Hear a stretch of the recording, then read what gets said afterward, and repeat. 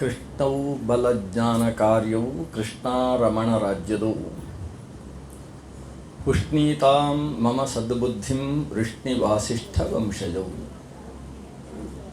ಲಸತು ಶ್ರೀಮದಾನಂದ ತೀರ್ಥೇಂದುರ್ನೋ ಹೃದಂಬರೆ ಯದ್ವಚಶ್ಚಂದ್ರಿಕಾ ಸ್ವಾಂತ ಸಂತಾಪಂ ವಿನಿಕೃಂತತಿ ಭವತಿ ಯದನುಭಾವಾತ್ ಏಡಮೂಕೋಪಿ ವಾಗಮಿ ಜಡಮತಿರಪಿ ಜಂತುರ್ಜಾಯತೆ ಪ್ರಾಜ್ಞಮೌಲಿಃ ಸಕಲವಚನ ಚೇತೋ ದೇವತಾ ಭಾರತೀ ಸಾ ಮಮ ವಚಸಿ ನಿಧತ್ತಾಂ ಸನ್ನಿಧಿಂ ಮಾನಸೇ ಚ ಆಪಾದಮೌಲಿಪರ್ಯಂತಂ ಗುರುಣಾಂ ಆಕೃತಿಂ ಸ್ಮರೇತ್ ತೇನ ವಿಘ್ನಾಃ ಪ್ರಣಶ್ಯಂತಿ ಸಿದ್ಧ್ಯಂತಿ ಚ ಮನೋರಥಾಃ ತಪಸ್ವಾಧ್ಯಾಯ ಶುಶ್ರೂಷಾ ಕೃಷ್ಣಪೂಜಾರತಂ ಮುನಿಂ ವಿಶ್ವೇಶಮಿಷ್ಟದಂ ವಂದೇ ಪರಿವ್ರಾಟ್ ಚಕ್ರವರ್ತಿನಂ ಶ್ರೀ ಗುರುಭ್ಯೋ ನಮಃ. ಶ್ರೀಮದ್ಭಾಗವತ ಸಪ್ತಾಹ ಕಥಾಶ್ರವಣ ಮಹಾಸತ್ರದ 6ನೆಯ ದಿವಸ. ಶ್ರೀಕೃಷ್ಣನ ರುಕ್ಮಿಣೀ ವಿವಾಹದ ಪರ್ಯಂತದ ಕಥೆಯನ್ನು ನಿನ್ನೆಯ ದಿವಸ ಶ್ರವಣ ಮಾಡಿದ್ದೇವೆ. ಅದರ ಮುಂದೆ ಏಕಾದಶ ಸ್ಕಂಧ ಆರಂಭ ಆಗುವಲ್ಲಿಯ ತನಕದ ಕಥೆಯನ್ನು ಇವತ್ತು ಶ್ರವಣ ಮಾಡುವ ಸಂಕಲ್ಪವನ್ನು ಮಾಡಿಕೊಳ್ಳೋಣ. ಕಾಲೇ ವರ್ಷತು ಪರ್ಜನ್ಯ ಅಂತ ಒಂದು ಪ್ರಾರ್ಥನೆ ನಾವೆಲ್ಲ ಮಾಡೋದು. ಅದರಿಂದ ಕಾಲದಲ್ಲಿ ಮಳೆ ಬರಬೇಕು. ನಾಳೆ ದಿವಸ ಗಂಗೋತ್ಪತ್ತಿ ಆಗುವ ದಿವಸ, ಶಂಕರ ಜಯಂತಿ ರಾಮಾನುಜ ಜಯಂತಿಯ ಪರ್ವ ಕಾಲ. ಅದರಿಂದ ಮಳೆ ಚೆನ್ನಾಗಿ ಬರಲೇಬೇಕು. ಅದು ಶಬ್ದ ಆಗ್ತಾ ಇರ್ತದೆ. ನಮ್ಮ ಶಬ್ದದಲ್ಲಿ ಏಕಾಗ್ರತೆಯನ್ನು ಪರೀಕ್ಷೆ ಮಾಡುವುದಕ್ಕೆ ಇರುವಂಥ ವ್ಯವಸ್ಥೆ. ಸತ್ರಾಜಿತ ಅನ್ನುವ ಒಬ್ಬ ವ್ಯಕ್ತಿ ಯದುವಂಶದಲ್ಲೇ ಬಂದವ. ಶ್ರೀಕೃಷ್ಣನ ಉಗ್ರಸೇನನ ರಾಜ್ಯದ ಪ್ರಜೆ. ಒಂದು ಪ್ರದೇಶದ ಮಾಂಡಳಿಕ ರಾಜ. ಆತ ಸೂರ್ಯನ ಗೆಳೆಯ. ಸೂರ್ಯ ಅಂದರೆ ಯಾರೋ ಸೂರ್ಯಣ್ಣನ ಗೆಳೆಯ ಅಲ್ಲ, ಸಾಕ್ಷಾತ್ ಭಗವಾನ್ ಸೂರ್ಯ, ಸವಿತೃವಿಗೂ ಸತ್ರಾಜಿತನಿಗೂ ಒಂದು ರೀತಿಯ ಮೈತ್ರಿ ಭಾವ ಇತ್ತು. ಅದರ ಹಿನ್ನೆಲೆ ಸತ್ರಾಜಿತ ನಿರಂತರ ಸೂರ್ಯೋಪಾಸಕನಾಗಿದ್ದ. ತಾನು ಸೌರಮಂತ್ರಗಳನ್ನು ಜಪಿಸಿ ಸೂರ್ಯನಿಗೆ ಸಂಬಂಧಪಟ್ಟ ಗಾಯತ್ರಿಯೇ ಮೊದಲಾದಂತಹ 16 ಮಂತ್ರಗಳನ್ನು ಪ್ರತಿನಿತ್ಯ ಜಪಿಸ್ತಾ, ಅರುಣ ಪ್ರಶ್ನ ಮೊದಲಾದ ಯಾಜುಷ ಮಂತ್ರಗಳಿಂದ ನಿರಂತರ ಸೂರ್ಯ ನಮಸ್ಕಾರವನ್ನು ಮಾಡ್ತಾ ಸೂರ್ಯನನ್ನು ತನ್ನ ಕಡೆಗೆ ಒಲಿಸಿಕೊಂಡಿದ್ದ. ಅವ ಹೇಳಿದ ಹಾಗೆ ಸೂರ್ಯ ಕೇಳ್ತಿದ್ದ ಅಂತ. ಹೇಳಿದ ಹಾಗೆ ಕೇಳುವುದು ಅಂದರೆ ಪಶ್ಚಿಮದಲ್ಲಿ ಉದಿಸು ಅಂತ ಆ ರೀತಿ ಕೇಳಲಿಕ್ಕೆ ಆಗುವುದಿಲ್ಲ. ಸೂರ್ಯನಲ್ಲಿ ಪ್ರಕೃತಿ ವಿರುದ್ಧವಾದವನ್ನು ಕೇಳಲಿಕ್ಕಿಲ್ಲ. ಮಿತ್ರನಾಗಿ ಸೂರ್ಯನ ಜೊತೆಗೆ ಆತ ವ್ಯವಹಾರ ಮಾಡ್ತಾ ಇದ್ದ. ತನ್ನ ಮೇಲೆ ಅಷ್ಟು ಭಕ್ತಿಯನ್ನು ತೋರಿಸ್ತಾ ಇದ್ದಂತಹ ಸತ್ರಾಜಿತನಿಗೆ ಭಗವಂತ ಸೂರ್ಯ ಒಂದು ಮಣಿಯನ್ನು ಕೊಟ್ಟಿದ್ದ. ಸ್ಯಮಂತಕ ಮಣಿ ಅಂತ ಬಹಳ ಪ್ರಸಿದ್ಧವಾದ ಮಣಿ. ಅದು ತುಂಬ ಉಪದ್ರವ ಕೊಡುವಂಥ ಮಣಿ. ಅದು ಯಾರ ಕೈಯಲ್ಲಿದ್ದರೂ ಅವರಿಗೆ ಬರ್ಕತ್ತಿಲ್ಲ ಅಂತ ಅರ್ಥ. ಆ ರೀತಿಯ ಮಣಿ. ಆದರೆ ಆ ಮಣಿಯ ವಿಶೇಷತೆ ಏನು ಅಂತೇಳಿದರೆ, ಅದು ಪ್ರತಿದಿನಕ್ಕೆ 8 ಭಾರದಷ್ಟು ಬಂಗಾರವನ್ನು ಕೊಡ್ತಾ ಇತ್ತು. ಪ್ರಜ್ವಲಿಸುವ ಮಣಿ. ಅದನ್ನು ಸತ್ರಾಜಿತ ತನ್ನ ಕುತ್ತಿಗೆಯಲ್ಲಿ ಹಾಕಿಕೊಂಡು ಸೂರ್ಯನಿಂದ ಪಡೆದು ಆ ಗಂಗಾ ತೀರದಿಂದ ತನ್ನ ಮನೆಗೆ ಬರ್ತಾನೆ. ಮನೆಗೆ ಬರುವಾಗ ಒಬ್ಬ ಮನುಷ್ಯ ಬಂದದ್ದು ಅಂತ ಮನೆಯವರು ಭಾವಿಸಲಿಲ್ಲಂತೆ. ಅವನ ಪತ್ನಿಯೂ ಕೂಡ ಏನು ಆಕಾಶದಿಂದ ಸೂರ್ಯನೇ ನೆಲಕ್ಕಿಳಿದು ನಡ್ಕೊಂಡು ಬರ್ತಾ ಇದ್ದಾನೋ ಅಂತ ಸಂಶಯ ಬರುವಷ್ಟು ಪ್ರಜ್ವಲನಾಗಿ ಜಾಜ್ವಲ್ಯಮಾನನಾಗಿ ತನ್ನ ಮನೆಗೆ ಪ್ರವೇಶ ಮಾಡ್ತಾನೆ. ಪ್ರವೇಶ ಮಾಡಬೇಕಾದರೆ ಆತನ ಪುರೋಹಿತರೆಲ್ಲ ಜೊತೆಗೆ ಮಂತ್ರಘೋಷ ಮಾಡಿಕೊಂಡು ಪ್ರವೇಶಿಸ್ತಾರೆ. ಆತ ದೇವರ ಕೋಣೆಯಲ್ಲಿ ಮಣಿಯನ್ನು ತೆಗೆದಿಡ್ತಾನೆ. ಆ ಮಣಿಗೆ ಅಭಿಷೇಕಾದಿಗಳನ್ನು ಮಾಡಿ ಪ್ರತಿನಿತ್ಯ ಆ ಮಣಿಗೆ ಪೂಜೆ ಮಾಡ್ತಾನೆ. ಸ್ಯಮಂತಕ ಮಣಿಯ ಮೂಲಕ ಸೂರ್ಯನನ್ನು ಆರಾಧನೆ ಮಾಡ್ತಾನೆ. ಭಗವಂತನನ್ನು ಆರಾಧಿಸುವುದಕ್ಕೆ ಶಾಲಗ್ರಾಮ ಹೇಗೆ ಪ್ರತೀಕವೋ ಹಾಗೆ ಸೂರ್ಯನನ್ನು ಆರಾಧಿಸುವುದಕ್ಕೆ ಈ ಸ್ಯಮಂತಕ ಮಣಿ ಅನ್ನುವುದು ಆತನಿಗೆ ಪ್ರತೀಕವಾಗಿ ಲಭ್ಯವಾಗಿತ್ತು. ಆ ಮಣಿ ಪ್ರತಿನಿತ್ಯವೂ 8 ಭಾರದಷ್ಟು ಬಂಗಾರ ಕೊಡ್ತಾ ಇತ್ತು. ಒಂದು ಭಾರ ಅಂತೇಳಿದರೆ ಇವತ್ತಿನ ಲೆಕ್ಕಾಚಾರದಲ್ಲಿ 80 ಪವನ್ ಅಂತ. 80 ಗುಲುಗುಂಜಿಯಷ್ಟು ಸೇರಿದರೆ 1 ಪವನ್ ಅಲ್ಲ, ಇದು ಹಾಗಲ್ಲ. 80 ಪವನ್ನಷ್ಟು ಬಂಗಾರ ಇವತ್ತಿನ ಲೆಕ್ಕದಲ್ಲಿ ಹೇಳುವುದಾದರೆ ಅಷ್ಟಭಾರಾನ್ ಸುವರ್ಣಾನ್ ದದೌ ಪ್ರತ್ಯಹಂ ಮಣಿಸ್ತಃ ಅಂತ. ಆ ಮಣಿಗೆ ಅಂತ ಒಂದು ಮಹತ್ವ ಇತ್ತು. ಇಂಥ ಮಣಿಯನ್ನು ಒಂದು ಬಾರಿ ಕೃಷ್ಣ ಈ ವಿಷಯ ಎಲ್ಲ ಕೇಳಿದವ ಸತ್ರಾಜಿತನ ಹತ್ರ ಹೋಗಿದ್ದ. ಸತ್ರಾಜಿತ ಕೃಷ್ಣನನ್ನು ಉಪಚರಿಸಿದ. ಕೃಷ್ಣ ದೇವರ ಕೋಣೆಗೆ ಹೋಗಿ ಮಣಿಯನ್ನು ಒಂದು ಸಲ ನೋಡಬೇಕು ಅಂತ ಹೇಳಿದ. ತಾನು ಹೋಗಿ ಮಣಿಗೊಂದು ನಮಸ್ಕಾರ ಬೇರೆ ಮಾಡಿದ. ಕೃಷ್ಣ ಮಾಡಿದ ಮೇಲೆ ಸತ್ರಾಜಿತನ ಜೊತೆಗೆ ಕೂತು ಮಾತಾಡುವಾಗ, ಭಾರಿ ಸಾಧನೆ ಮಾಡಿದ್ದಿ, ಸೂರ್ಯನಿಂದ ಮಣಿಯನ್ನು ಬೇರೆ ಪಡೆದಿದ್ದಿ, ದಿವಸಕ್ಕೆ 8 ಭಾರದಷ್ಟು ಬಂಗಾರ ಕೊಡ್ತದಂತೆ, ನೀನು ಅಷ್ಟು ಬಂಗಾರ ಏನು ಮಾಡ್ತೀ ಅಂತ ಕೇಳಿದ. ಅವನು ಸುಮ್ಮನೆ ಒಂದು ಪ್ರಶ್ನೆ ಒಂದು. ಅದಕ್ಕೆ ಎಷ್ಟು ಸಾಧ್ಯ ಅಷ್ಟು ನಾನು ಸಂಗ್ರಹ ಮಾಡೋದು, ಆಮೇಲೆ ಊರಿನ ಉಪಕಾರಕ್ಕೋಸ್ಕರ ವಿನಿಯೋಗ ಮಾಡ್ತಾ ಇದ್ದೇನೆ ಅಂತ ಹೇಳಿದ ಇವ. ಅಲ್ಲ, ಅದು ನಿನ್ನ ಕೈಯಲ್ಲಿರುವುದಕ್ಕಿಂತ ರಾಜ ಉಗ್ರಸೇನನ ಕೈಯಲ್ಲಿದ್ದಿದ್ದರೆ ಆವಾಗ ಲೋಕಕ್ಕೆ ತುಂಬ ಉಪಕಾರ ಆಗ್ತಿತ್ತಲ್ಲ, ಬಂದದ್ದನ್ನೆಲ್ಲ ಲೋಕದ ಪ್ರಜೆಗಳ ಶ್ರೇಯಸ್ಸಿಗೋಸ್ಕರ ಅಥವಾ ವಿನಿಯೋಗಿಸುವುದಕ್ಕೆ ಅವಕಾಶ ಆಗ್ತಿತ್ತು ಅಂತ ಕೃಷ್ಣ ಹೇಳಿದ. ಆಗ ಸತ್ರಾಜಿತ ಹೇಳಿದ, ಹಾಗೆಲ್ಲ ಕೊಡುವ ಹಾಗಿಲ್ಲ, ಅದು ಸೂರ್ಯ ನನಗೆ ಕೊಟ್ಟಿರುವಂಥದ್ದು, ಭಾರಿ ಶುದ್ಧಾಚಾರ ಎಲ್ಲ ಬೇಕು ಅದನ್ನು ಪೂಜೆ ಮಾಡುವುದಕ್ಕೆ, ರಾಜನಿಂದ ಉಗ್ರಸೇನನಿಂದ ಅದೆಲ್ಲ ಮಾಡುವುದು ಸಾಧ್ಯ ಇಲ್ಲ, ನಾನು ಅಷ್ಟು ಕರಾರುವಾಕ್ಕಾಗಿ ಅದನ್ನು ಪೂಜಿಸ್ತಾ ಇದ್ದೇನೆ, ಅದು ನನ್ನ ಕೈಯಲ್ಲೇ ಇರಲಿ ಅಂತ ಹೇಳಿದ. ಕೃಷ್ಣ ಸರಿ ಸರಿ ಸರಿ ನಿನ್ನ ಅಭಿಪ್ರಾಯ ಒಂದು ಕೇಳಿದ್ದಷ್ಟೇ ಅಂತೇಳಿ ಹೋಗಿದ್ದ. ಅಂತೂ ಸತ್ರಾಜಿತನ ತಲೆಯಲ್ಲಿ ಒಂದು ಹುಳ ಕೊರಿಯುವುದಕ್ಕೆ ಪ್ರಾರಂಭ ಆಯಿತು. ಕೃಷ್ಣನ ಕಣ್ಣು ಬಿದ್ದಿದೆ ಮಣಿಯ ಮೇಲೆ ಅಂತ. ಇದಕ್ಕೆ ಸರಿಯಾಗಿ ನಡೆದ ಘಟನೆ ಏನು? ಅದು ಆಗಿ 1-2 ತಿಂಗಳಲ್ಲಿ ಈತನ ತಮ್ಮ ಕಾಣೆಯಾದ. ಸತ್ರಾಜಿತನ ತಮ್ಮ ಪ್ರಸೇನಜಿತ್ ಅಂತ ಅವನ ಹೆಸರು. ಅವನು ಈ ಮಣಿಯನ್ನು ಹಾಕ್ಕೊಂಡು ಕಾಡಿಗೆ ಹೋಗಿದ್ದ ಬೇಟೆಯಾಡುವುದಕ್ಕೆ. ದೇವರ ಕೋಣೆಯಲ್ಲಿದ್ದ ಮಣಿಯನ್ನು ಅಣ್ಣನ ಹತ್ರ ಕೇಳದೆ ಹಾಕಿಕೊಂಡು ಹೋದ. ಆತನಲ್ಲಿ ಅಣ್ಣನಲ್ಲಿರುವಷ್ಟು ಪರಿಶುದ್ಧಿ ಇರಲಿಲ್ಲ, ಮಡಿ ಶುದ್ಧಾಚಾರ ಅದು ಇರಲಿಲ್ಲ. ಇದರ ಪರಿಣಾಮವಾಗಿ ಆತನಿಗೆ ಮಣಿಯನ್ನು ದಕ್ಕಿಸಿಕೊಳ್ಳುವುದು ಸಾಧ್ಯ ಆಗಲಿಲ್ಲ. ಆತನನ್ನು ಒಂದು ಸಿಂಹ ಹೊಡೆದು ಕೊಂದಿತು. ಸಿಂಹ ಮಣಿಯನ್ನು ಅಪಹರಿಸಿಕೊಂಡು ಬಾಯಲ್ಲಿ ಕಚ್ಚಿಕೊಂಡು ಹೋಗ್ತಾ ಇದೆ. ಅದಕ್ಕೂ ಒಂದೇನು ಬೆಂಕಿ ಆಗಿದೆ, ಸುಡುವುದಿಲ್ಲ ಅಂತ ಅದಕ್ಕೊಂದು ಅದರ ಬಗ್ಗೆ ಖುಷಿ, ಎತ್ತಿಕೊಂಡು ಹೋಯಿತು. ಅದನ್ನು ನೋಡಿದಂತಹ ಒಬ್ಬ ಕರಡಿ, ಜಾಂಬವಾನ್ ಅಂತ ಹೇಳುವ ತ್ರೇತಾಯುಗದ ಶ್ರೀರಾಮ ಭಕ್ತ, ಆತ ಆ ಸಿಂಹವನ್ನು ಹೊಡೆದು ಮಣಿಯನ್ನು ತೆಗೊಂಡು ಹೋದ. ಹೋಗಿ ತನ್ನ ಗುಹೆಯಲ್ಲಿ ತನ್ನ ಪುಟ್ಟ ಮಗಳು, ಅವಳಿಗೆ ಜಾಂಬವತಿ ಅಂತ ಹೆಸರು, ಆಕೆಯ ಕೈಯಲ್ಲಿ ಕೊಟ್ಟು ತನ್ನ ಕುಮಾರನನ್ನು ಆಡಿಸುವುದಕ್ಕೋಸ್ಕರ ಅದನ್ನು ಅವಳ ಕೈಯಲ್ಲಿ ಕೊಟ್ಟ. ಇದಿಷ್ಟು ಘಟನೆ. ಆದರೆ ಊರಿನಲ್ಲಿ ನಡೆದದ್ದೇನು? ಪ್ರಸೇನ ಕಾಣಿಸ್ತಾ ಇಲ್ಲ, ಮಣಿಯೂ ಕಾಣಿಸ್ತಾ ಇಲ್ಲ. ಕೃಷ್ಣ ಮಣಿಯನ್ನು ಒಂದು ಸಲ ಕೇಳಿದ್ದ. ಇಷ್ಟು ಸತ್ರಾಜಿತನ್ನು ಮಾತು ಹಾಗೆ ಹೋಗಿ ಹೋಗಿ ಎಲ್ಲಿಗೂ ಹೋಯಿತು ಅಂತ ಹೇಳಿದರೆ ಕೃಷ್ಣ ಪ್ರಸೇನನನ್ನು ಕೊಂದು ಮಣಿಯನ್ನು ಅಪಹರಿಸಿಬಿಟ್ಟಿದ್ದಾನೆ ಅಂತ. ಈ ಮಾತನ್ನು ಶುರು ಮಾಡಿದ್ದು ಸತ್ರಾಜಿತ. ಒಬ್ಬರ ಕಿವಿಗೆ ಹೇಳಿದ, ಅಲ್ಲಿಂದ ಅದು ಸಾವಿರಾರು ಕಿವಿಗಳಿಗೆ ಹೋಗಿ ಊರೆಲ್ಲ ಅದೇ ಮಾತು ಕೃಷ್ಣನ ಕಿವಿಗೂ ಬಿತ್ತು. ಮಣಿ ಕಾಣೆಯಾಗಿದೆ ಅಂತೆ, ಪ್ರಸೇನ ಸತ್ತಿದ್ದಾನಂತೆ, ಪ್ರಸೇನನನ್ನು ಕೊಂದು ಮಣಿಯನ್ನು ಅಪಹರಿಸಿದ್ದು ಇದು ನಾನೇ ಅಂತೆ ಅಂತ ಕೃಷ್ಣನಿಗೆ ವಿಷಯ ತಿಳಿಯಿತು. ಕೃಷ್ಣ ಸುಮ್ಮನಾಗಲಿಲ್ಲ. ಸಾಮಾನ್ಯವಾಗಿ ನಮ್ಮಲ್ಲಿ ಅನೇಕರು ಮಾಡುವ ಕೆಲಸ ಏನಂದರೆ, ತನಗೇನಾದರೂ ಅಪವಾದ ಬಂದರೆ, ನಾನಂತೂ ಮಾಡಲಿಲ್ಲ, ಜನ ಆಡಿಕೊಳ್ತಾರೆ, ಏನು ನಾಯಿ ಬಗಳಿದ್ರೆ ಸ್ವರ್ಗ ಮೈಲಿಗೆ ಆಗ್ತದೋ ಅಂತ ಹೀಗೆಲ್ಲ ಗಾದೆ ಮಾತುಗಳನ್ನು ಇಟ್ಕೊಂಡು ಸುಮ್ಮನೆ ಇರ್ತಾರೆ. ಆದರೆ ವಸ್ತುಸ್ಥಿತಿ ಏನು? ಅಪವಾದ ಮೈ ಮೇಲೆ ಬಿದ್ದಾಗಲೂ ಅದನ್ನು ಪರಿಹರಿಸಿಕೊಳ್ಳುವುದು ಮನುಷ್ಯನ ಕರ್ತವ್ಯ ಅನ್ನುವುದು ಧರ್ಮಶಾಸ್ತ್ರದ ವಿಧಾನ. ಒಬ್ಬ ಋಷಿ, ಅವನಿಗೆ ಕರುಳಿನಲ್ಲಿ ನೋವಿತ್ತು. ಆ ಕರುಳಿನ ನೋವನ್ನು ಪರಿಹರಿಸುವುದಕ್ಕೆ ಆಯುರ್ವೇದದ ಔಷಧವನ್ನು ಮಾಡ್ತಾ ಇದ್ದ. ಬೆಳಗ್ಗೆ ಎದ್ದ ಕೂಡಲೇ ಒಂದು ಮಣ್ಣಿನ ಪಾತ್ರೆಯಲ್ಲಿ ಹಾಕಿದ್ದ ಕುಶೋದಕವನ್ನು ಪಾನ ಮಾಡುವುದು. ಅಂದರೆ ನಿನ್ನೆ ದಿವಸ ಮಣ್ಣಿನ ಪಾತ್ರೆಯಲ್ಲಿ ನೀರು ಹಾಕಿ ಕುಶ ಅಂದರೆ ದರ್ಭೆಯ ಜಾತಿಯ ಒಂದು ಹುಲ್ಲು. ದರ್ಭ ಬೇರೆ, ಕುಶ ಬೇರೆ, ಮುಂಜಾ ಬೇರೆ, ಅದೊಂದು ದರ್ಭೆಯ ಜಾತಿಯ ಹುಲ್ಲು. ಕುಶವನ್ನು ಕತ್ತರಿಸಿ ಆ ನೀರಿನಲ್ಲಿ ಹಾಕಿ ಮರುದಿವಸ ಬೆಳಗ್ಗೆ ಆ ನೀರು ಸ್ವಲ್ಪ ನೊರೆ ಬಂದಿರ್ತದೆ, ಆ ನೊರೆಯ ನೀರನ್ನು ಈತ ಬರೀ ಹೊಟ್ಟೆಯಲ್ಲಿ ಕುಡಿಬೇಕು. ಈ ರೀತಿ ಕೆಲವು ದಿವಸ ಮಾಡಿದಾಗ ಆ ಅಲ್ಸರು ರೋಗ ಏನಿದೆ, ಕರುಳಿನಲ್ಲಿ ಉಂಟಾದ ಹುಣ್ಣು, ಅದು ಪರಿಹಾರ ಆಗ್ತದೆ ಅಂತ ಅದನ್ನು ಆ ಔಷಧ ಮಾಡ್ತಾ ಇದ್ದ.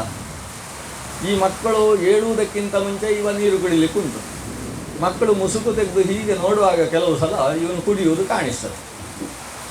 ಮಕ್ಕಳಿಗೆ ನಮ್ಮ ಗುರುಗಳು ಬೆಳಗ್ಗೆದ್ದೇನೋ ಕುಡಿತಾರಲ್ವಾ ಅಂತ ಅನಿಸಿತು. ಒಂದು ಸಲ ಅವರು ಕುಡಿಯುವುದಕ್ಕಿಂತ ಮುಂಚೆ ಹೋಗಿ ಪಾತ್ರೆ ನೋಡಿದರೆ ನೊರೆ ಇತ್ತು. ಇವರು ಭಿಕ್ಷೆ ಬೇಡುವುದಕ್ಕೆ ಅಂತ ಅಕ್ಕಪಕ್ಕದ ಮನೆಗೆಲ್ಲ ಹೋಗ್ತಾರೆ. ಹೋಗುವಾಗ ಗುಸುಗುಸು ಸುರಾಯಿತು, ನಮ್ಮ ಗುರುಗಳು ಬೆಳಗ್ಗೆದ್ದು ಸ್ವಲ್ಪ ಕುಡಿತಾರೆ ಅಂತ. ಇದು ಕುಡಿತಾರೆ ಅನ್ನೋದು ಊರೆಲ್ಲ ಪ್ರಚಾರ ಆಯಿತು. ಬೆಳಗ್ಗೆದ್ದು ಕುಡಿತಾರೆ ಅಂತ ಸುದ್ದಿ ಆಯ್ತಾ. ಇದು ಗುರುಗಳ ಕಿವಿಗೂ ಬಿತ್ತು. ಗುರುಗಳೇನೋ ಬೆಳಗ್ಗೆ ಕುಡಿತಾರಂತೆ ಅಂತ ವಿಷಯ ಬಿತ್ತು. ಸುರಾಪಾನದ ಬಗ್ಗೆ ಒಂದು ಎಲ್ಲ ಕಡೆಯಲ್ಲೂ ಅಪವಾದ ಬಂದು ಹೋಯಿತು. ಗುರುಗಳು ನನ್ನಂಥ ಪ್ರಾಮಾಣಿಕ ವ್ಯಕ್ತಿ ಸುರಾಪಾನ ಮಾಡ್ತಾನೆ ಅಂತ ಹೇಳಿದರೆ ಯಾರು ನಂಬ್ತಾರೆ? ಸುಮ್ಮನೆ ಜನ ಆಡಿಕೊಳ್ತಾರೆ ಬಿಡಿ, ಅವರಿಗೆ ಬುದ್ಧಿ ಇಲ್ಲ ಅಂತ ಅಂದ್ಕೊಂಡು ಸುಮ್ಮನಾದ. ಆತನಿಗೆ ಒಂದು ಕಾಲ ಬಂತು, ಮೃತನಾದ, ಯಮಲೋಕಕ್ಕೆ ಸಾಗಿದ. ಯಮಲೋಕದಲ್ಲಿ ಇವನಿಗೆ ಏನು ತಪ್ಪು ಏನು ಪುಣ್ಯ, ಯಾವ ಲೋಕ ಕೊಡಬೇಕು ಅಂತ ವಿಚಾರ ಬಂತು. ಚಿತ್ರಗುಪ್ತನ ಸನ್ನಿಧಾನದಲ್ಲಿ ಯಮದೇವ ಹೇಳಿದ, ಈತ ಸುರಾಪಾನ ಮಾಡಿದ ಕಾರಣದಿಂದ ನರಕದಲ್ಲಿ ದುಃಖವನ್ನು ಅನುಭವಿಸುವಿಕೆ. ಭಾರೀ ಪುಣ್ಯ ಮಾಡಿದ್ರಿಂದ ಸ್ವರ್ಗದಲ್ಲಿ ಸುಖಾನುಭವ ಇದೆ. ಆದರೆ ಸುರಾಪಾನದ ದುಃಖ ಮೊದಲು ಅನುಭವಿಸ್ತೀಯೋ ಅಥವಾ ನಿನ್ನ ಪುಣ್ಯದ ಸುಖವನ್ನು ಮೊದಲು ಅನುಭವಿಸ್ತೀಯೋ? ಈ ಋಷಿ ಇಂದ್ರನ ಹತ್ರ ಗಲಾಟೆ ಮಾಡಿದ, ಯಮನ ಹತ್ರ ಗಲಾಟೆ ಮಾಡಿದ. ಜನ ಆಡಿಕೊಳ್ತಾರೆ, ಅವರಿಗೆ ಬುದ್ಧಿ ಇಲ್ಲ. ನೀನು ಸಮದರ್ಶಿ, ನೀನು ಧರ್ಮ ಪ್ರಜಾಪತಿ, ಧರ್ಮ ಯಮಧರ್ಮ ನೆನೆಸಿದ ನಿನಗೂ ನಾನು ಸತ್ಯವಾಗಿ ನಡೆದಿದ್ದೇನೆ ಅನ್ನೋದರ ಎಚ್ಚರ ಇಲ್ವೋ ನಿನಗೆ? ನೀನು ತಪ್ಪು ತಿಳ್ಕೊಳ್ಳೋದು ನನ್ನ ಬಗ್ಗೆ ಅಂತ ಗಲಾಟೆ ಮಾಡಿದ. ಯಮ ಹೇಳಿದ, ಹಾಗಲ್ಲ, ಎಲ್ಲಿಯ ತನಕ ಊರಿನಲ್ಲಿ ಜನರು ಈ ಸತ್ತು ಹೋದ ಋಷಿ ಭಾಳ ಒಳ್ಳೆಯವ, ಆದರೆ ಒಂದು ಕೆಟ್ಟ ಚಟ ಇತ್ತು, ಕುಡಿತಾ ಇದ್ದ ಅಂತ ಜನ ಆಡಿಕೊಳ್ತಾರೋ ಅಲ್ಲಿಯ ತನಕ ನೀನು ನರಕದಲ್ಲಿ ಸುರಾಪಾನಕ್ಕೆ ಸಂಬಂಧಪಟ್ಟ ಪಾಪದ ದುಃಖವನ್ನು ಅನುಭವಿಸಲೇಬೇಕು. ಇಷ್ಟು ಕೇಳಿದಾಗ ಇವನಿಗೆ ಪ್ರಜ್ಞೆ ಬಂತು. ನಾನು ಅಪವಾದ ಬಂದಾಗಲೇ ಜಾಗೃತಿ ಆಗಬೇಕಿತ್ತು. ಅಪವಾದ ಅನ್ನುವ ಕಲಂಕವೂ ಕೂಡ ಆತನ ಪಾಪಕ್ಕೆ ಸದೃಶವಾಗಿ ದುಃಖಪ್ರದವಾಗ್ತದೆ. ಆತ ಯಮನ ಹತ್ರ ಕೈ ಮುಗಿದು ಕೇಳಿಕೊಂಡ, ನನಗೆ ಒಂದು ಅನುಗ್ರಹ ಮಾಡಬೇಕು, ನಾನು 1 ದಿವಸದ ಆಯುಷ್ಯವನ್ನು ನನಗೆ ಕರುಣಿಸಿ, ನಾನು 1 ಸಲ ಶಿಷ್ಯರನ್ನೆಲ್ಲ ಮಾತಾಡಿಸಿಕೊಂಡು ಬರ್ತೇನೆ ಅಂತ. ಯಮ ಅಷ್ಟು ಅಂತ ಹೇಳಿದ. ಆತನ ಪುಣ್ಯ ತಪಸ್ಸಿನ ಬಲ ವಿಶೇಷ ಇದ್ದದ್ರಿಂದ ಅದಕ್ಕೆ ಅನುಕೂಲ ಮಾಡಿಕೊಟ್ಟ. ಈತ ಇಲ್ಲಿ ಏನಾಗಿದೆ, ಶಿಷ್ಯರು ಆತನ ಪತ್ನಿ ಎಲ್ಲ ಸೇರಿ ಈ ಚಿತೆಯ ಮೇಲೆ ಗುರುವಿನ ಪಾರ್ಥಿವ ಶರೀರವನ್ನು ಇಟ್ಟಿದ್ದಾರೆ. ಅಗ್ನಿಸ್ಪರ್ಶ ಆಗಬೇಕು, ಎಲ್ಲರೂ ಕಣ್ಣೀರು ಹಾಕ್ತಾ ಇದ್ದಾರೆ. ಅಷ್ಟರಲ್ಲಿ ಇದ್ದಕ್ಕಿದ್ದ ಹಾಗೆ ಗುರುಗಳು ಆ ಚಿತೆಯ ಮಧ್ಯದಿಂದ ಎದ್ದು. ಈ ಶಿಷ್ಯರಿಗೆಲ್ಲ ಒಂದು ಸಲ ಬದುಕಿದ್ವಿ ಅಂತ ಅನಿಸಿತಂತೆ. ಅಕಸ್ಮಾತ್ ನಾವು ಅಗ್ನಿಸ್ಪರ್ಶ ಮಾಡಿಬಿಟ್ಟಿದ್ರೆ ನಮ್ಮ ಗುರುಗಳು ಯೋಗ ಸಾಮರ್ಥ್ಯದಿಂದ ಯಾವಾಗ ಕುಂಭಕ ಸ್ಥಿತಿಯಲ್ಲಿ ಶ್ವಾಸ ಬಿಟ್ಟು ಕೂತಿರ್ತಾರಂತೂ ಅರ್ಥ ಆಗೋದಿಲ್ಲ. ಎಂಥ ಗುರುಗಳು ಇವರು, ನಾವು ಅಪರಾಧ ಆಗಿ ಹೋಗ್ತಿತ್ತು ಅಂತ ಅಂದ್ಕೊಂಡ್ರು.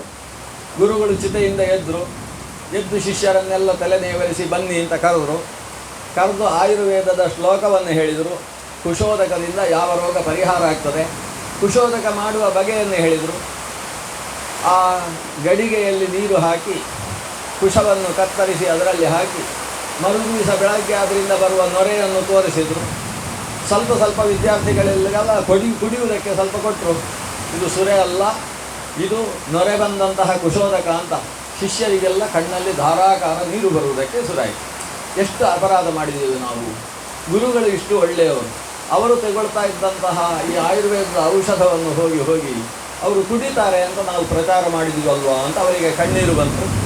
ಆ ಕ್ಷಣದಲ್ಲಿ ಎಲ್ಲ ಓಡಿ ಹೋಗಿ ತಮ್ಮ ಸುತ್ತಮುತ್ತಲ ಮನೆಯವರಿಗೆಲ್ಲ ನಾವು ತಪ್ಪು ಹೇಳಿದ್ದೀವಿ, ಗುರುಗಳು ಹಾಗಲ್ಲ ಹೀಗೆ ಅಂತ ಪ್ರಚಾರ ಮಾಡಿದರು. ಕೆಲವು ಕ್ಷಣಗಳಲ್ಲಿ ಗುರುಗಳು ಮತ್ತೆ ಶರೀರವನ್ನು ತ್ಯಾಗ ಮಾಡಿದರು, ಸೀದಾ ಸ್ವರ್ಗಕ್ಕೆ ಹೋದರು ಅಂತ ಒಂದು ಮಹಾಭಾರತದ ಕಥೆ.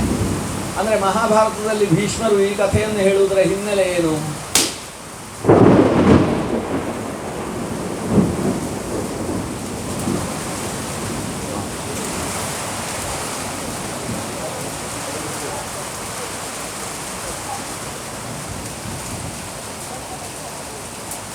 ಮಹಾಭಾರತದಲ್ಲಿ ಈ ಕಥೆ ಬಂದದ್ದರ ಹಿನ್ನೆಲೆ ನಾವು ಪರಿಶುದ್ಧರಾಗಿರುವುದು ಎಷ್ಟು ಮುಖ್ಯವೋ, ನಮ್ಮ ಮೇಲೆ ಕಳಂಕ ಪ್ರಪಂಚದಲ್ಲಿ ಇಲ್ಲದೇ ಇರುವ ಹಾಗೆ ನೋಡಿಕೊಳ್ಳುವುದು ಕೂಡ ಅಷ್ಟೇ ಮುಖ್ಯ ಅಂತ.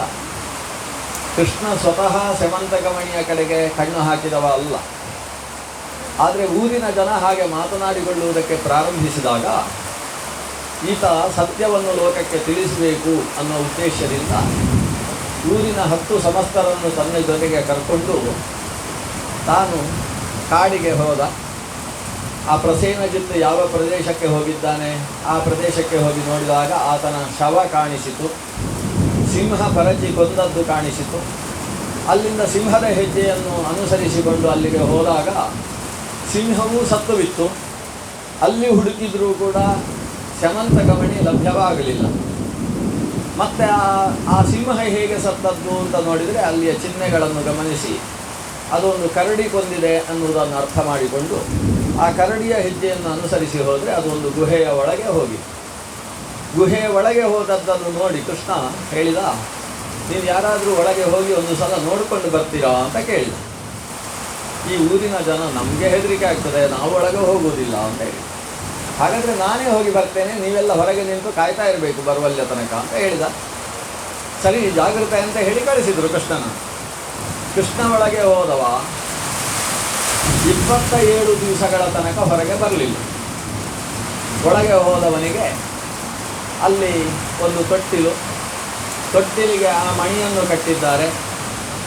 ತೊಟ್ಟಿಲಲ್ಲಿ ಒಂದು ಮಗುವನ್ನು ಅಲ್ಲಿ ಹೆಣ್ಣು ಮಗಳು ತೂಗುತ್ತಾ ಇದ್ದಾಳೆ. ಆ ಹೆಣ್ಣು ಮಗಳು ಯಾರು? ವಸ್ತುತಃ ಜಾಂಬವಂತನ ಮಗಳು. ಜಾಂಬವಂತನಿಗೆ ಎಷ್ಟು ವಯಸ್ಸಾಯಿತು ಅಂತ ಲೆಕ್ಕ ಹಾಕುವುದು ತುಂಬ ಕಷ್ಟ. ಯಾಕಂದರೆ ಶ್ರೀರಾಮಚಂದ್ರನ ಅವತಾರ ಕಾಲದಲ್ಲಿ ರಾಮನ ಸೇವೆ ಮಾಡಿರ್ತಕ್ಕಂಥವ ಜಾಂಬವಂತ. ಆ ಕಾಲದಲ್ಲಿ ಶ್ರೀರಾಮಚಂದ್ರನ ಔದಾರ್ಯವನ್ನು, ಶ್ರೀರಾಮಚಂದ್ರನ ಗುಣಪೂರ್ಣತೆಯನ್ನು ಕಂಡು ಈತ ನನ್ನ ಅಳಿಯ ಆಗಬೇಕು ಅಂತ ಜಾಂಬವಂತನಿಗೆ ಅನಿಸಿತಂತೆ. ಆದರೆ ಶ್ರೀರಾಮಚಂದ್ರ ಏಕಪತ್ನಿ ವ್ರತಸ್ಥನಾಗಿ ಸೀತಾಪತಿಯಾಗಿ ಆತ ವ್ಯವಹರಿಸಿದ್ದನ್ನು ನೋಡಿ ಕೊನೆಯ ಕಾಲದಲ್ಲಿ ರಾಮನ ಹತ್ರ ಆತ ಒಂದು ಕೇಳಿಕೊಳ್ತಾನೆ, ನನ್ನ ಮಗಳನ್ನು ನೀನು ಸ್ವೀಕರಿಸಿ ಅನುಗ್ರಹ ಮಾಡಬೇಕು. ಆವಾಗ ರಾಮಚಂದ್ರ ಹೇಳ್ತಾನೆ, ಮುಂದಕ್ಕೆ 28ನೆಯ ದ್ವಾಪರದಲ್ಲಿ ನಾನು ಎಷ್ಟು ಬೇಕಾದರೂ ವಿವಾಹವಾಗುವ ವ್ಯವಸ್ಥೆಯಲ್ಲಿ ಬರುವವ ಇದ್ದೇನೆ. ಸ್ತ್ರೀಯರು ನನ್ನ ಮೂಲಕವಾಗಿ ಸಾಧನೆ ಮಾಡಿಕೊಳ್ಳುವುದಕ್ಕೆ ಬೇಕಾದಂತಹ ಕಾಮಭಕ್ತಿಯಿಂದ ಸಾಧನೆ ಮಾಡುವುದಕ್ಕೆ ಬೇಕಾಗುವ ಅವತಾರ, ಆ ಅವತಾರ ಕಾಲದಲ್ಲಿ ನೀನು ಬಯಸಿದ ವ್ಯವಸ್ಥೆಗೆ ನಾನು ಅನುಕೂಲ ಮಾಡಿಕೊಡ್ತೇನೆ ಅಂತ ಕೃಷ್ಣ ಅವತ್ತು ಹೇಳಿದ್ದ. ಆ ನಿಟ್ಟಿನಿಂದ ಆತ ದೀರ್ಘಾಯುಷಿಯಾಗಿ, ಯಾಕಂದರೆ ಚತುರ್ಮುಖ ಬ್ರಹ್ಮನ ಆವೇಶವುಳ್ಳಂತಹ ಜಾಂಬವಂತ ತಾನು ತಪಸ್ಸು ಮಾಡಿ ಶ್ರೀಕೃಷ್ಣನಿಗೋಸ್ಕರ ಅಂತ ಒಬ್ಬಳು ಮಗಳನ್ನು ಪಡೆದಿದ್ದಾನೆ. ಅದರ ಜೊತೆಗೆ ಒಬ್ಬ ಕುಮಾರಕನನ್ನು ಪಡೆದಿದ್ದಾನೆ. ಆ ಕುಮಾರನನ್ನು ಈಕೆ ತೂಗುತ್ತಾ ಇದ್ದಾಳೆ. ಸಿಂಹಪ್ರಸೇನಮವಧೀತ್ ಸಿಂಹೋ ಜಾಂಬವತಾ ಹತಃ ಸುಕುಮಾರಕ ಮಾರೋದೀಹಿ ತವಕ್ಕೇಶಸ್ಯ ಮಂತಕಃ ಅಂತ ಆಕೆ ಅದನ್ನು ತೂಗ್ತಾ ಇದ್ದಾಳೆ.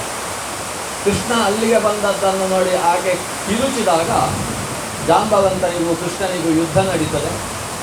ಕೃಷ್ಣನು ಕೂಡ ಆ ಅಜ್ಜನ ಜೊತೆಗೆ ಸಿಕ್ಕಾಪಟ್ಟೆ ಯುದ್ಧ ಮಾಡ್ತಾನೆ. 21 ದಿವಸಗಳ ಯುದ್ಧ ನಡೆಯಿತು. ಕೊನೆಗೆ 27 ದಿವಸಗಳ ತನಕ ಯುದ್ಧ ಮುಂದುವರಿಯಿತು. ಆ ಹೊತ್ತಿಗೆ ಹೋರಾಡ್ತಾ ಇದ್ದಂತಹ ಜಾಂಬವಂತನಿಗೆ ಈತನ ಹೋರಾಟದ ಕ್ರಮ ನೋಡ್ತಾ ನೋಡ್ತಾ ಇದು ಶ್ರೀರಾಮಚಂದ್ರನ ಹಾಗೆ ಕಾಣಿಸ್ತದಲ್ವಾ ಅಂತ ಅನಿಸಿತು. ದೃಷ್ಟಿಗೊಟ್ಟು ನೋಡಿದರೆ ಕೃಷ್ಣ ಅಲ್ಲ, ಇದು ಶ್ರೀರಾಮಚಂದ್ರ ಅಂತ ಅವನಿಗೆ ಸ್ಪಷ್ಟ ದರ್ಶನವಾಯಿತು. ಕೃಷ್ಣನಲ್ಲಿ ರಾಮನ ದರ್ಶನ ಮಾಡಿಕೊಂಡಂತಹ ಜಾಂಬವಂತ ಆತನ ಕಾಲಿಗೆ ಬಿದ್ದು ಕ್ಷಮೆ ಕೇಳಿ ತಾನು ಮಣಿಯ ಜೊತೆಗೆ ತನ್ನ ಕುಮಾರಿಯಾದ ಜಾಂಬವತಿಯನ್ನು ಕೂಡ ಕೃಷ್ಣನ ಕೈಯಲ್ಲಿಟ್ಟು ಪಾಣಿಗ್ರಹಣವನ್ನು ಮಾಡಿಸಿ ಒಟ್ಟಿಗೆ ಕಳಿಸಿಕೊಡ್ತಾನೆ. ಕೃಷ್ಣ ಅಲ್ಲಿಂದ ಹೊರಗೆ ಬರುವಾಗ ಹೊರಗೆ ಯಾರೂ ಇಲ್ಲ. ಊರಿನ 10 ಸಮಸ್ತರು ಅವರು ತಮ್ಮ ತಮ್ಮ ಮನೆಗೆ ಹೋಗಿ ಚಪಾತಿ ತಿನ್ನುವುದಕ್ಕೆ ಪ್ರಾರಂಭಿಸಿದ್ದಾರೆ. ಅವರು ಕೃಷ್ಣನನ್ನು ಕೆಲವು ದಿವಸ ಕಾದರು, 12 ದಿವಸಗಳ ತನಕ ಕಾದು, ಅಷ್ಟು ದಿನವಾದರೂ ಕೂಡ ಕೃಷ್ಣ ಬರದೇ ಇರುವುದನ್ನು ನೋಡಿ ಕಣ್ಣೀರು ಹಾಕುವುದಕ್ಕೆ ಶುರು ಮಾಡಿದರಂತೆ. ಒಳಗೆ ಏನೋ ಹೊಡೆದಾಟದ ಶಬ್ದ ಕೇಳಿಸ್ತದೆ, ರಕ್ತದ ಹರಿವು ಕೂಡ ಹೊರಗೆ ಕಾಣಿಸ್ತದೆ. ಕೃಷ್ಣ ಹೋದವನನ್ನು ಯಾವುದೋ ಪ್ರಾಣಿ ಸಂಹಾರ ಮಾಡಿದೆ ಅಂತ ಹೀಗೆ ಅಂದುಕೊಂಡು ಊರಿಗೆ ಬಂದು ಊರಿನಲ್ಲೆಲ್ಲ ಹೇಳಿದರು, ಕೃಷ್ಣ ಬದುಕಿದ್ದಾನೋ ಸತ್ತಿದ್ದಾನೋ ಅಂತ ಸಂಶಯ. ಈ ಸತ್ರಾಜಿತನಿಂದಾಗಿ ಆಗಬಾರದ ಅನಾಹುತ ಆಗಿ ಹೋಯಿತು. ಅವನೇನೋ ಭಾಳ ಸುಲಭವಾಗಿ ಒಂದು ಅಪವಾದದ ಮಾತು ಹಾಕಿದ. ಕೃಷ್ಣನಿಗೆ ಬೇಸರವಾಯಿತು. ನಿಜವಾಗಿ ಕೃಷ್ಣನದ್ದು ಏನೂ ಅಪರಾಧ ಇಲ್ಲ. ಆದರೆ ಕೃಷ್ಣ ಪಾಪ ಇಷ್ಟಕ್ಕೋಸ್ಕರ ಹೋಗಿ ಹೋರಾಡಿ ಆ ಗುಹೆಯ ಒಳಗೆ ಸೋತು ಹೋಗುವ ಸ್ಥಿತಿ ಬಂದು ಹೋಯಿತು ಅಂತ ಎಲ್ಲರೂ ದುಃಖಿಸುವುದಕ್ಕೆ ಪ್ರಾರಂಭಿಸ್ತಾ ಇದ್ದಾರೆ. ಸತ್ರಾಜಿತನಿಗೆ ತಲೆ ಎತ್ತುವುದಕ್ಕೆ ಅವಕಾಶ ಇಲ್ಲ. ನನ್ನಿಂದಾಗಿ ಲೋಕೋಪಕಾರಕನಾದಂತಹ ಕೃಷ್ಣನಿಗೆ ಹೀಗಾಗಿ ಹೋಯ್ತಲ್ಲ ಅಂತ ಆತ ತಲೆ ಮುಚ್ಚಿಕೊಂಡು ಮನೆಯೊಳಗೆ ಕೂತಿದ್ದಾನೆ. ಊರಿನಲ್ಲೆಲ್ಲ ನಾನಾ ರೀತಿಯ ಹೋಮಗಳು ಹವನಗಳು ನಡೀತಾ ಇದ್ದಾವಂತೆ ಕೃಷ್ಣ ಬದುಕಿ ಬರಲಿ ಅಂತ. ಭಾಗವತ ಹೇಳ್ತದೆ, ದುರ್ಗಾದೇವಿಗೆ ಬಹಳ ದೀರ್ಘ ಪೂಜೆಗಳಂತೆ. ತ್ರಿಕಾಲ ಪೂಜೆಗಳೆಲ್ಲ, ದುರ್ಗಾರಾಧನೆಯೆಲ್ಲ ನಡೆಯುವುದಕ್ಕೆ ಪ್ರಾರಂಭವಾಯಿತು. ಕೃಷ್ಣ ಏನಾದರೂ ಬದುಕಿ ಬರಬೇಕು ಅಂತ ಇವ್ರದೆಲ್ಲ ಆರಾಧನೆ ಪೂಜಾ ಕೈಂಕರ್ಯಗಳೆಲ್ಲ ನಡೀತಾ ಇರುವಾಗ ಇದ್ದಕ್ಕಿದ್ದ ಹಾಗೆ ಕೃಷ್ಣ ಸ್ಯವಂತಕಮಣಿ ಮಾತ್ರ ಅಲ್ಲ, ಜಾಂಬವತಿ ಅನ್ನುವ ನವವಧುವಿನ ಜೊತೆಗೆ ಆತ ಅಲ್ಲಿ ಪ್ರತ್ಯಕ್ಷನಾದ. ಎಲ್ಲರೂ ಬಹಳ ಸಂತೋಷಪಟ್ಟರಂತೆ. ನಾವು ಮಾಡಿದ ಪೂಜೆ ಯಾವುದೂ ವ್ಯರ್ಥ ಆಗಲಿಲ್ಲ, ಶ್ರೀಕೃಷ್ಣನಿಗೆ ದೀರ್ಘಾಯುಷ್ಯವನ್ನು ಕೊಟ್ಟಿತು ನಮ್ಮ ಪೂಜೆ ಅಂತ ತಮ್ಮನ್ನು ತಾವು ಬೆನ್ನು ತಟ್ಟಿಕೊಂಡಿದ್ದಾರೆ. ಸತ್ರಾಜಿತನಿಗೆ ಈ ರೀತಿ ಸಿಂಹ ಕದ್ದುಕೊಂಡು ಹೋಗಿದ್ದಂತಹ ಮಣಿ, ಆದರೆ ನಾನು ಕೃಷ್ಣ ಹೀಗೆ ಮಾಡಿದೆ ಅಂತ ಹೇಳಿ ತಪ್ಪು ಮಾಡಿದೆ ಅಲ್ವಾ ಅಂತ ಯೋಚಿಸಿ ಈ ಅಪರಾಧಕ್ಕೆ ಏನು ಪ್ರಾಯಶ್ಚಿತ್ತ ಅಂತ ಆಲೋಚನೆ ಮಾಡಿ ಮಾಡಿ ಹೊಳೆಯದೆ ಕೊನೆಗೆ ಹೀಗೆ ತೀರ್ಮಾನಿಸಿದ. ತನ್ನ ಮಗಳು ಭಾಮ ಅಂತ ಆಕೆಯ ಹೆಸರು, ಸತ್ಯಭಾಮೆ, ಆಕೆಯನ್ನು ಅನೇಕರು ಈಗಾಗಲೇ ನನಗೇ